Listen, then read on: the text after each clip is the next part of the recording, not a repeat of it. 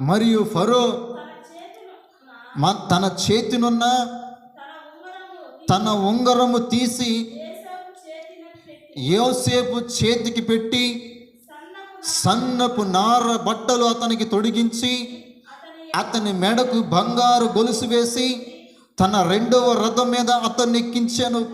అప్పుడు వందనము చేయడని అతని ముందర జనులు కేకలు వేసిరి.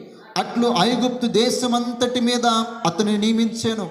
మరియు ఫరో యోసేపుతో, ఫరోను నేనే, అయినను నీ సెలవు లేక ఐగుప్తు దేశమంతటను ఏ మనుషుడును తన చేతినైనను కాలినైనను ఎత్తకూడదని చెప్పెను. దేవునికి స్తోత్రం కలుగును గాక. యోసేపు అయితే పాపం నుంచి పారిపోయి చెరసాలలో పడ్డాడో, ఏ తప్పు చేయకపోయినప్పటికీ చెరసాలలో బంధించబడ్డాడో, అదే యోసేపు ఐగుప్తు మీద అధికారిగా నియమించబడ్డాడు. ఏ మెడకైతే సంకెళ్ళు పడ్డాయో అదే మెడకు బంగారు గొలుసు తొడిగించాడు నా యేసయ్య. ఏ చేతులకైతే సంకెళ్ళు పడ్డాయో అదే చేతులకి ఉంగరాలు తొడిగించాడు. ఏ ఒంటి మీద అయితే బట్టలు లేకుండా పోయాడో అదే ఒంటికి సన్నపు నార బట్టలు తొడిగించాడు నా ప్రభువు.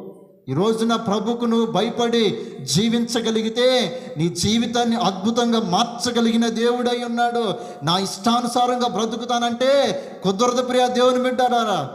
నీ ఇష్టము నీ వాటికి సరిపోతుందేమో కానీ ఒక కాలానికి వచ్చేసరికి నీ ఇష్టం సరిపోదు.